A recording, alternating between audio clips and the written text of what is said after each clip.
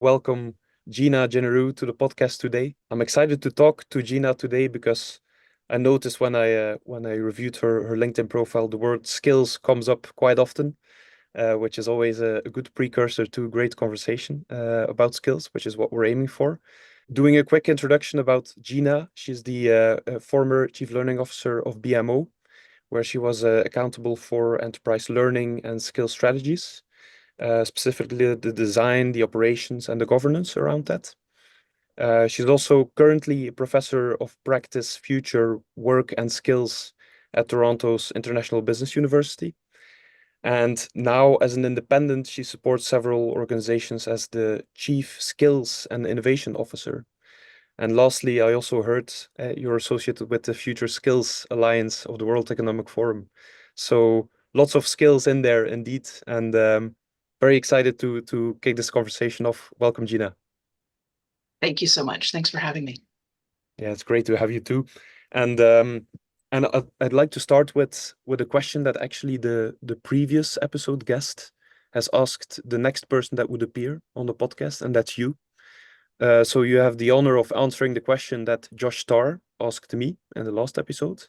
Josh Starr is the director of skill-based organization at Workday, and he was curious to know from our next episode guest, what is, in your opinion, the most valuable use case for skills that no one is talking about right now? What an amazing question. So I would say the place that I get really excited is the ability to start to use skills to predict the future. And so being able to look at the attributes, for example, of great leaders, and how do we predict years earlier that someone will be a great leader, and then equip them with the skills to be able to actually get there and make an impact on teams, make an impact on their organization much sooner than the process that we use now for talent. Okay, so future skills for leadership. And how have you seen put that in practice already? Have you seen examples already of that? So I would say that it's not really being talked about right now. That's one of the areas that I have a passion in. It's how do you actually use artificial intelligence? How do you use insights about leadership to be able to identify the elements that will enable you to predict great talent, great leadership sooner? So I would say that's one of the things that I'm trying to unlock. And I don't see it happening yet in the industry, which is okay. I think we have the ability to start to use the accelerating technology to be able to make an impact on people and on business outcomes. Mm, yes. Yeah, I like the future skills angle and the leadership's angle a lot. And indeed, it's those concepts are being talked about a lot, but the actual prediction of future skills necessary for a leader is still a tough nut to crack, we see. But in any case, the leadership topics and the learning topics are very much within your area of expertise. So as we look into the skill space today, and in general skill-based organizations, and the things that are being mentioned about it, there's been a great evolution of the topic over the past couple of years, and it's been really accelerating a lot. But from my point of view, this has always been a learning topic, where we talked about competencies and where we've been talking about it for ages, for decennia. So I wonder, you having been in the learning function, how have you seen this topic evolve from really something on the learning agenda to something more broad, something bigger, and something that really also now spans across the HR executive board, but also in general, the leadership teams at global organizations? I think often skills bubble up in learning because there's such a close association with skills and skill development, which is more in the learning space. But I think particularly coming out of the pandemic, skills has been such a hot topic for business leaders because they can't find as much skilled talent as they need to be able to drive forward their strategies. I would say there's not enough of that, the skill availability in the market. Hot talent is hot for everyone. And so you can't actually wrap your arms around everybody that you need with the skills that you need. So people are having to focus inside and say, how do we actually develop the skills? And then how do we mobilize the talent so that we can reach our objectives and be able to drive business performance? And so I think with the business leaders coming on board and focusing on skills, it's become a business imperative and therefore becomes an HR imperative. So, I've been focusing on skills for more than a decade, I would say. And sometimes that meant being a voice in the wilderness from a learning perspective, because the other folks in HR weren't thinking about skills as a critical unlock for a lot of other elements in people strategy and talent strategy and so on. But I think with this shift through the pandemic of needing to be able to accelerate skills within the organization, now it becomes a connective tissue across all of the elements of a people system. So you have the same skills now being used in the way that you think about jobs and work, how you are able to hire people, how you're able to mobilize people, how you develop, how you assess performance, etc. And so if you're using the same core skills language and the same way of looking at skills, then it's starting to join the dots across, and you can actually then mobilize talent to the work that needs to get done to drive the impact that's required. Yet for many HR practitioners, I feel like the conversation to have about skills is still a tough one in their organizations. Maybe even within the HR department, but especially towards the business.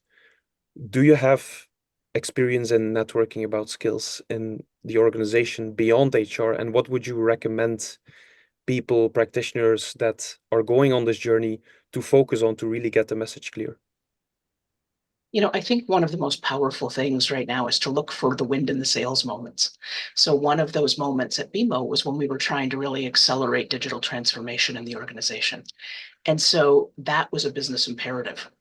That meant that we needed to connect with business leaders, technology leaders, and leaders across HR to be able to think about all of the levers in an integrated way, and then be able to focus in on a population, focus in on the critical skills, and all of the enablers to help people build skills, help us mobilize those people, and be able to actually equip them to get work done in this new technology against these really bold objectives.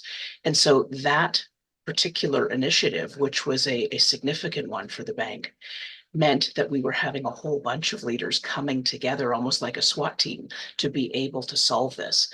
That created a common view, a common urgency, investment, and really the focus on being able to work in an integrated way to achieve those objectives.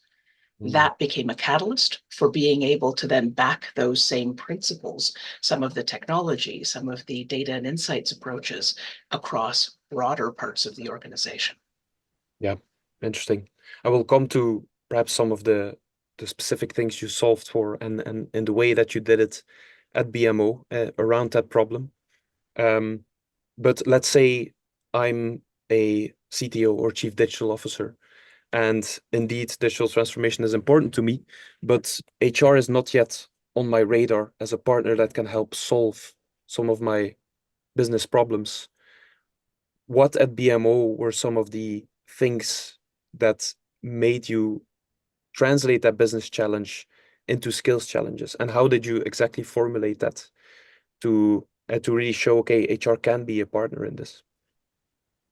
I think often business and technology leaders will be tapping into HR. The questions they ask for may be different from what the solutions are that we could bring to the table, but they may be knocking at the door saying, I need more people hired into these type of roles, or I need stronger performers in this area, or what have you. So they're not necessarily asking a skills question. They're not necessarily asking a development question or a skills data question.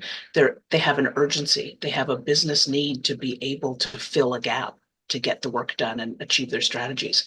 So by having HR people who are well integrated and really thinking systemically about how to solve the problem around talent and skills, that enables us to come with a different set of discussion points, a different kind of conversation to get underneath what matters most. What problem are they really trying to solve? Is it that they need to hire more people faster? Is it that they need people with different skill sets fast. Um, are they trying to create a stronger bench, et cetera? So trying to get underneath, what are they really trying to do? Or is it just that they don't know how to be able to get from here to there, how to be able to solve the problem and be able to get the work done or be able to achieve their strategies? So by having an HR team that really sits at that intersection of technology, business, and people, then they are able to speak the language of technology and speak the language of business and help to really get to the root cause and create solutions that meet that need. Because I Yeah. think, long gone are the days where HR were more the order takers and saying, well, I need X, therefore here's X, right? I think it's really about having the same kind of expectation of HR leaders that you have for leaders across the whole organization to be able to understand business, understand strategy, understand what it takes to have the company be successful and meet other leaders across the organization wherever they are to be able to get underneath the problems and build solutions together. Yeah. Interesting. So the conversation to have is really linking it back to them. I wonder for organizations where the conversation is tough to get to, first of all, and get the people around the table, um, those are even more tricky situations because in the last episode I talked to Josh, and at work there's of course like lots of interest in skill-based work because they're eating from their own pie in lots of ways.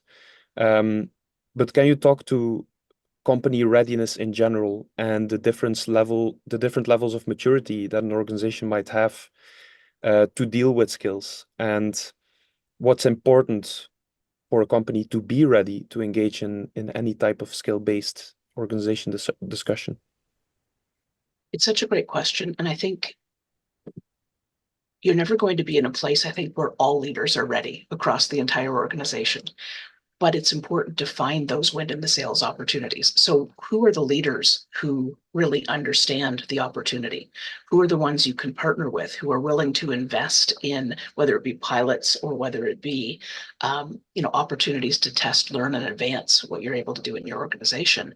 And if you can find those people who are potential ambassadors for being able to focus on skills to unlock talent, to be able to then advance strategy, then those individuals can be your ambassadors, your beacons, et cetera, for other leaders in the organization. So it allows you to have that thin edge of the wedge, focusing in on a particular problem, a particular strategy, a particular leader, work with them to really identify the skills opportunities and create a solution that works. Then they'll be an advocate. And you'll end up with leaders saying, I want what she's having. And so then be able to sort of follow that same path. And so you're able to then increase the ability to make an impact in the HR team for business leaders, for technology leaders, because you're building a coalition of belief and investment and be able to move the dial. Yeah. Have you used that strategy for BMO as well? And if so, in what way? So I would say that digital transformation is a good example because we were able to identify particular leaders in the technology space who were hungry to be able to solve this problem. And so we worked with them to be able to say, okay, what are the 5 or 10 skills that are most critical to the work that you're trying to accelerate? Then we were able to create a systemic approach to be able to get under those skills, to be able to assess people, move the dial on the skills, see how the population and the depth of skill was changing over time. But more importantly, accelerate people to be able to do the work and mobilize them into that work. So once we had a few of those leaders, we were able to get more of those leaders. Another thing that we did in parallel was actually a set of digital transformation learning for the CEO and the top leaders in the organization. So really steeping them in what does it take to digitally transform as an organization? How do you think differently about your technology and business strategy, your operating model, your tech stack, the focus on customers throughout technology end to end, and then how you're actually able to mobilize your workforce. So by creating a really great level set among all the senior leaders in the organization, that enabled them to really understand some of the things that needed to be different for us to achieve our business strategy. Then they were able to be ambassadors, taking that same sort of learning down the next level in the organization and the next one. So you actually develop a different kind of wiring in your company around how people think about technology, skills, talent, etc. And with artificial intelligence coming on in such a strong way, particularly Gen AI over the last couple of years, you create this pool of readiness to be able to adopt and adapt around accelerating technology and what it means in terms of accelerating business strategy. Mm-hmm. Yeah. And you mentioning AI and what it can enable at organizations. I think we all agree that companies are looking to visualize skills data across their organizations. The question on how to do it and really make it practical. Let's say we have moved beyond the stage of business buy-in. Everybody's aligned. Everybody wants to go with this. Then there's a question, how will we do this in a way that we don't lose momentum, in a way that it doesn't take lots of time, doesn't disrupt a lot of the leaders of their business as usual to get their input? How have you seen over the past 5 years that you've been CLO at BMO? How have you seen opportunities where technology can really help in creating an overview of skill supply, skills demand at organizations?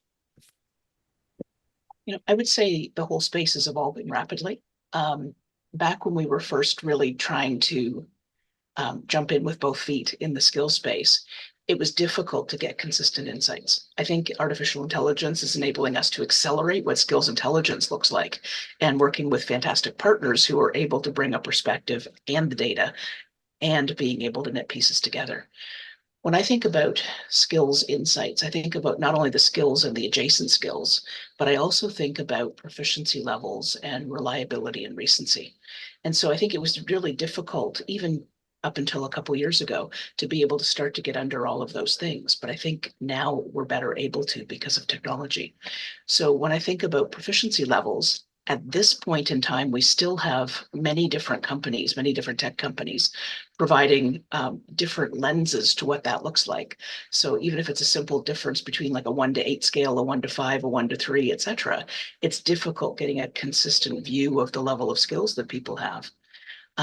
We also have a mix of reliability in terms of data. So you've got very subjective assessments, like asking an employee what their level of a skill is, right through to very objective assessments, which is, testing them or watching them in action, applying the skill. So you're going to end up with a whole bunch of, different data points, and needing to be able to sort through them to say what's actually material and valuable to you as an organization. Recency is another one that I think about, which is, are we talking about a degree that they earned 25 years ago and haven't applied since? Or are we talking about a certification they gained last week in a particularly hot skill?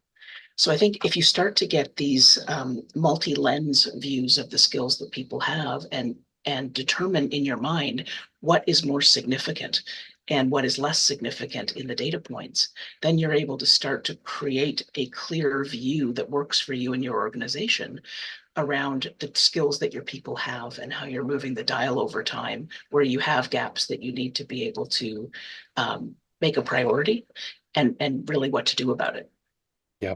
What I perhaps hear you saying through the lines is only by getting started with working with data and iterating upon it is the way you can improve, and the way you can also go to a version that nears perfect with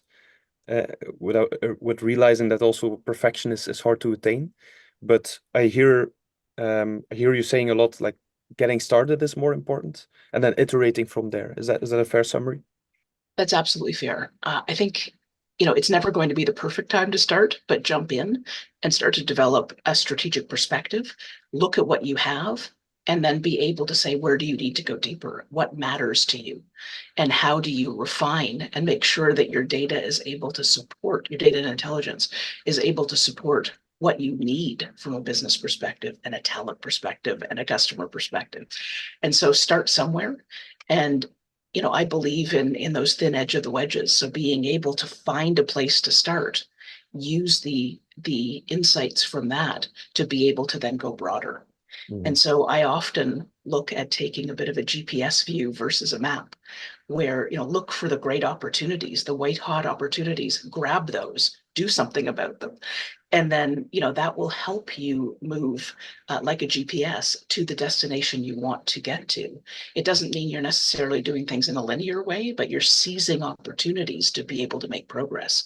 And as long as you have a clear view of where you want to be, then it's okay to do things in whatever order the opportunities allow while you're continuing to drive out your strategy, of course. But you need to be opportunistic to be able to keep advancing, keep seizing new technologies, seizing new opportunities, and be able to learn and grow dynamically. Yeah, I like that analogy with the GPS. Um, when we go back to the way that you embarked upon this type of skills journey at BMO from a learning perspective, the digital transformation was an obvious why the business needed to collaborate, or why it was opportunistic to collaborate with HR. Have you right off the bat start exploring external technologies, vendors to help you in that journey? What was the decision around that? So, I always tried to manage the core focus, making sure that there was a strong foundation. So looking at having the learning management system as part of a human capital management system, looking at the LXP, et cetera. But a lot of what I was focusing in on was looking at what were the functionality elements. So, you can focus on the technology platforms, or you can focus on the what do you need to do and how can you get there. Mhm. So one of the things that we did as we were evolving over time is always keep a portion of our budget for innovation and experimentation to be able to advance the overall tech stack and the data and intelligence we were able to achieve. And so, building on sort of the core foundational elements, but then you test and learn with different pieces. And I always found that the best choice around vendors was to find a great match on vision and values as the prime thing I looked for, because so often the actual offer is very similar. It's, are you looking for something that's blue or red? But it's essentially the same type of element. But if you match on vision and values, then you've got a partner who's able to help you move forward and make tough choices and integrate elements or test and learn with you. And that was really valuable, because then we were able to start to dig into how we advanced our tech stack in the service of skills and business strategy. So looking for the opportunities around academies, looking for opportunities around credentialing and evaluation and assessment and new skills insights, et cetera. So we were able to sort of move the waterfront forward as we were going, because we had great partners and because we thought in every case, how does this Lego block snap into what we already have? Are we removing Lego blocks? Are we putting things together in a new way? But we always had this focus on taking where we were and advancing. Mhm. And one of the things that I found, which I've carried in past my days at BMO, is lead with strategy and follow with technology. If Mhm. you buy technology and you don't have a strategy, you're not going to get very far. But if you know where you're going and you know what you need to achieve, then different things will help you get there. And so I think that ability to be focused and to be experimental meant that we were able to keep adding pieces to the technology stack. And that's the same thing I'm doing now in the work I do. It's continuing to add the pieces that fill the gaps, reassessing, figuring out where the next piece needs to come, and the next piece, until you look back and you've actually moved a lot and you're able to do more, have more insights, which then take you to the next level. Okay. And in arriving at that framework of looking for a good vendor fit, do you have regrets or learnings that you can share in how you bought new technology at BMO? Is there an experience point you can share with something that you learned by by doing and by realizing, oh, this wasn't the best choice? Um, I'm not going to name any names or anything like that, but I think before I really embrace that idea of lead with vision and values, it's easy to get enticed by sort of sexy technology or things that look really cool. And so if you're doing or making a selection based on functionality, you may be successful, you may not. And so luckily I was always trying to take with my team this view of innovation where a portion of our budget was around innovation and experimentation. So the stakes aren't super high. If something goes wrong, then it's only a portion of what you're doing and you can unwind it pretty easily with pilots and so on. But once I really learned the value of start with vision and values, and your second choice, assuming all else being equal in core functionality, you can make different choices on the technology. Could be slightly stronger or slightly weaker. It will catch up. But if you have vision and values, then you've got a partner when things go wrong. You've got a partner who can grow with you. And so that pivot was probably one of the best learnings in my career is start with vision and values, assuming they can do the core things you're looking for, and that will always serve you well. So the times I hadn't done that earlier in my career are the times where you had to unwind things or things got super bumpy and I think you can never go wrong with the value of human connection and really strong relationships. Yeah, super interesting perspective. And I think so we've covered a couple of things already on let's say you have a skills project brewing, what the important steps are, stakeholders, potentially selecting vendors, creating a vision. If we talk skills, there's often also the topic of use cases. What do we then do with the data we assemble? And I often ask the question in conversations like to people, companies trying to figure this out, what would you do if you had all the data and the data was perfect? And I think in learning, there's lots of opportunities like that. There's learning budgeting, learning optimization. Could you talk a bit about how you think around those use cases and the use cases of uh, improving the ROI of learning, and how skills could help with that? So I always think about the business of learning versus focusing in on learning as a function or the trust me plan around the value of learning, which I think tends to be unfortunately the case in a lot of with a lot of learning leaders is that they work with business leaders and try to focus on how learning is good. And of course it has value, but you really need to treat it like a business and be able to stand toe to toe with business leaders across the organization and show the value that you bring. So a couple of thoughts on that. One is around always being focused on business impact. So there's lots of things that are kind of, interesting and shiny objects in the learning space, but it's important to not get too enamored with those. It's focusing in on how do you solve business problems that are real to the company and have real business value, because that I think buys you credibility. It shows impact around real business problems. And it also builds that coalition of belief, those ambassadors in learning who are willing to be advocates for what you're trying to drive through in your organization. So I think that's one thought. The other piece is to think about learning impact and the business of learning through a number of different levels. So when I was at BMO, we were putting in place a 5-level learning measurement strategy to enable us to answer those questions about how are we making impact.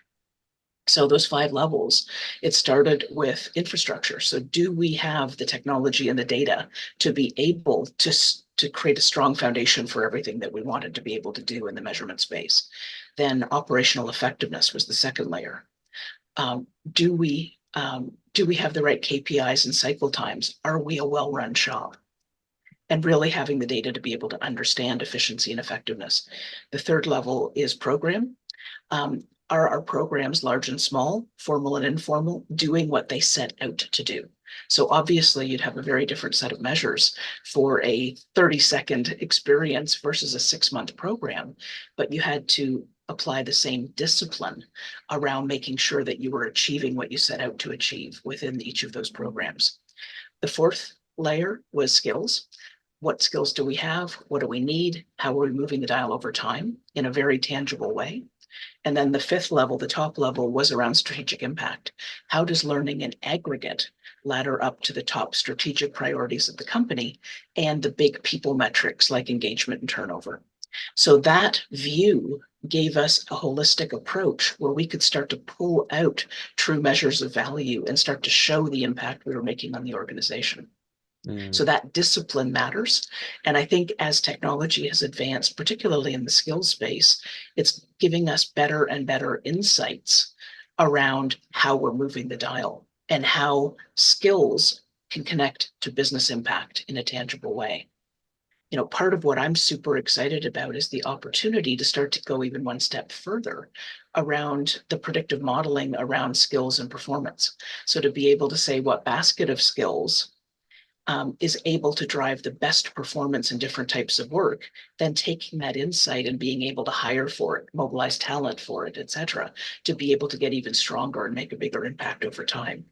Yeah. So in my days at BMO, we weren't there yet, but that was part of the vision. And that's part of what I've taken forward as I've gone into other opportunities in the skills and learning space to be able to focus on how do we continue to build out that so that we know the impact of skills on performance on business outcomes.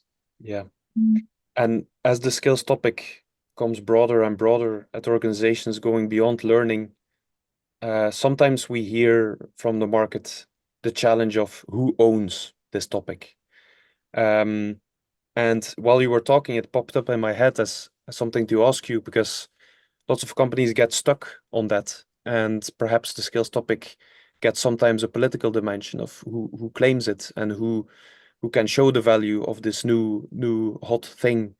I wonder, what would you say to those practitioners that are right now in organizations where it's a bit chaotic and a bit rope pulling on who owns skills?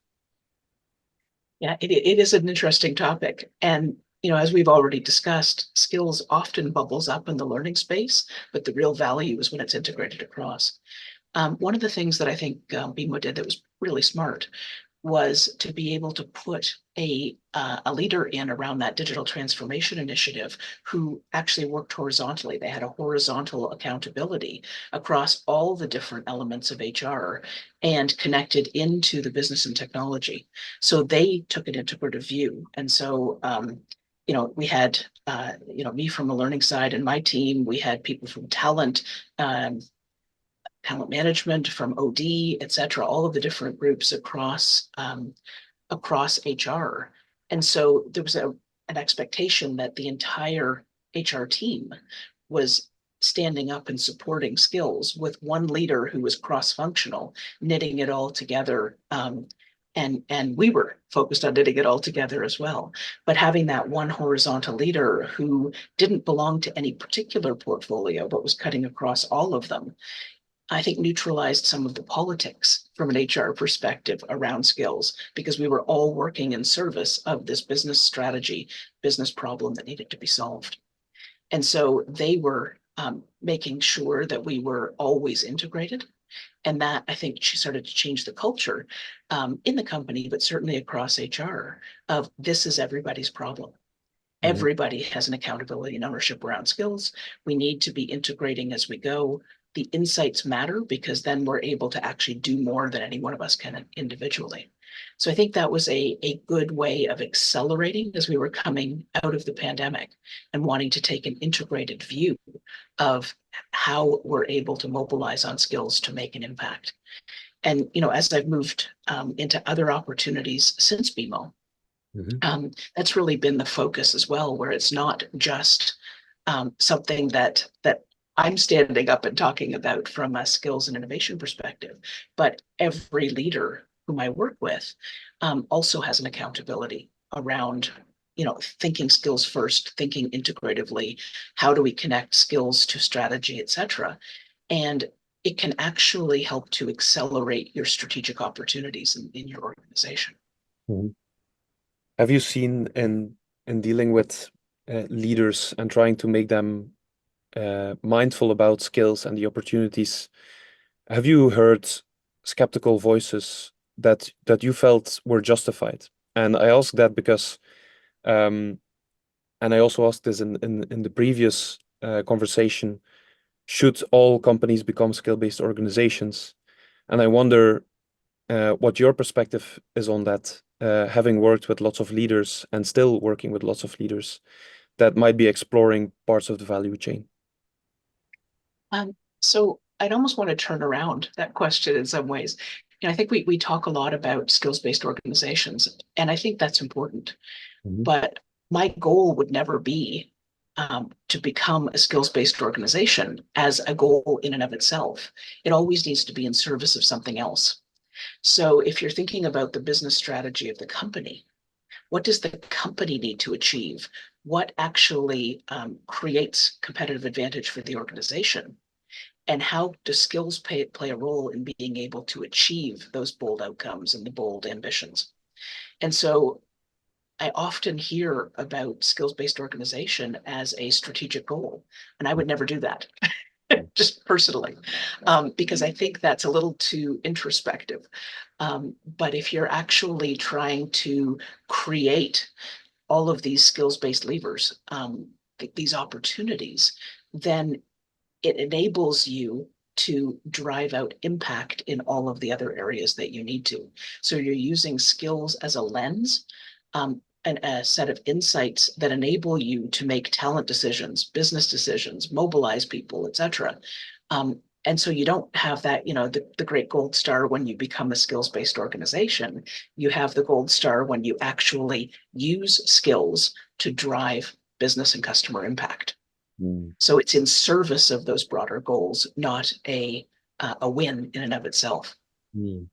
Yeah, and this resonates with some of the customers we see that that don't even talk about skill-based organization in their own companies, because it might also put some pressure on the change management bit that's associated with that. Imagine going from job to skills overnight. That's if we're talking that big, that might be a hell of a task for some organizations, right?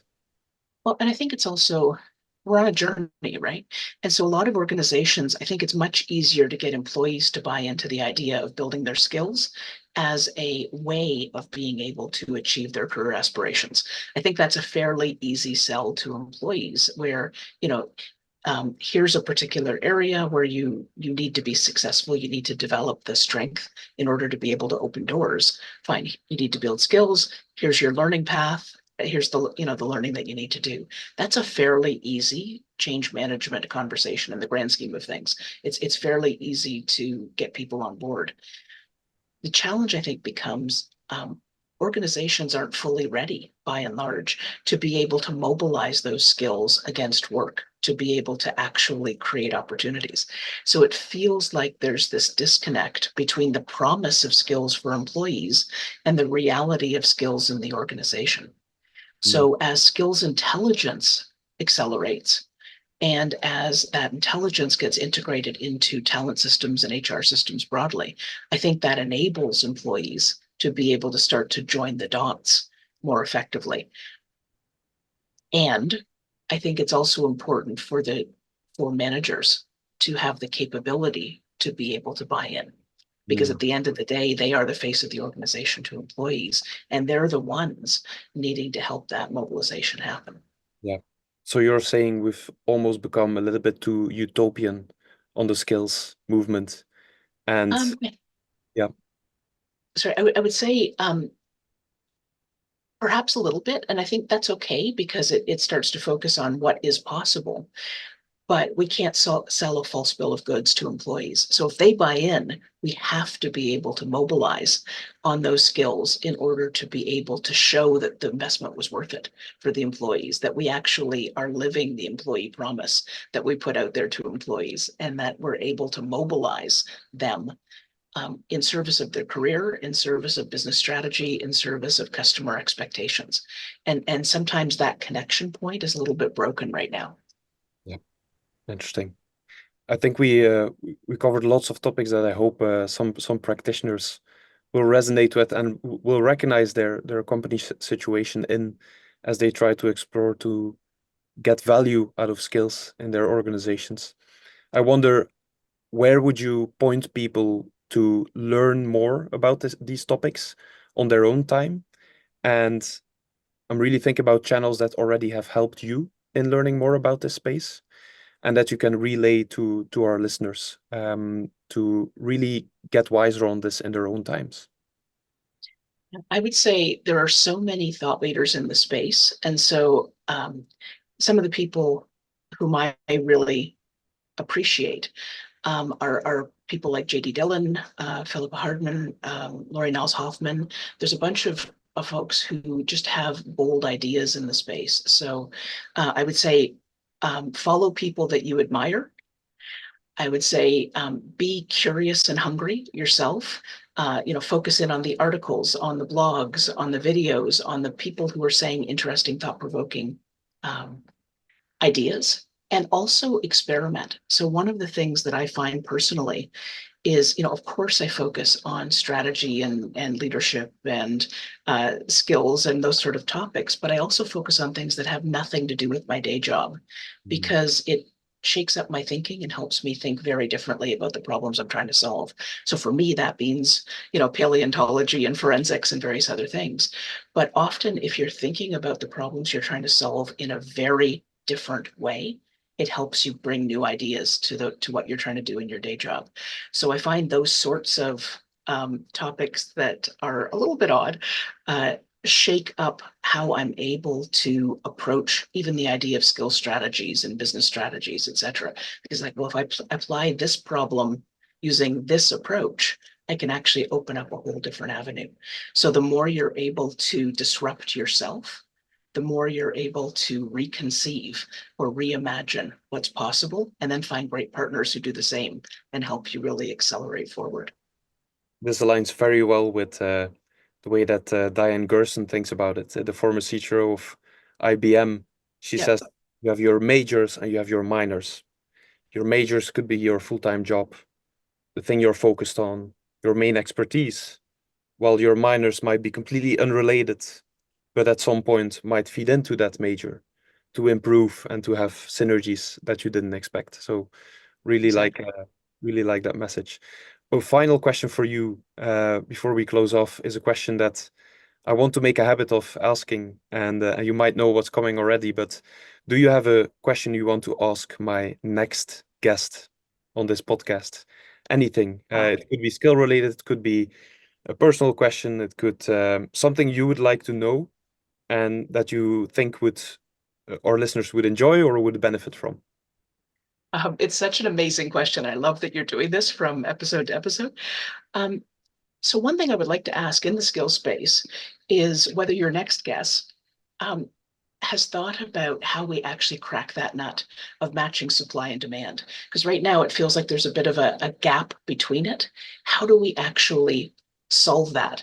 How do we create the promise or create an opportunity to match the ambition with the promise around skills?